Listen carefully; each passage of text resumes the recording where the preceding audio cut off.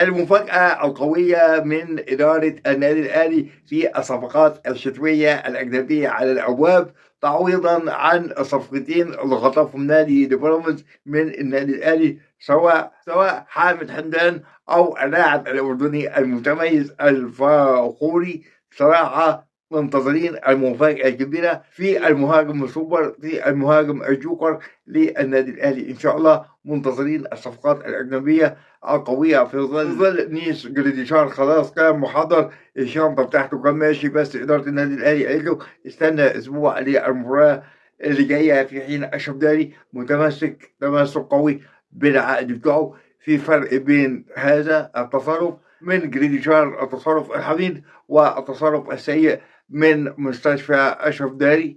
هنشوف إن شاء الله النادي الأهلي هيفرق لنا في الصفقات القوية الشتوية بالنسبة للأجانب للقلعة الحمراء.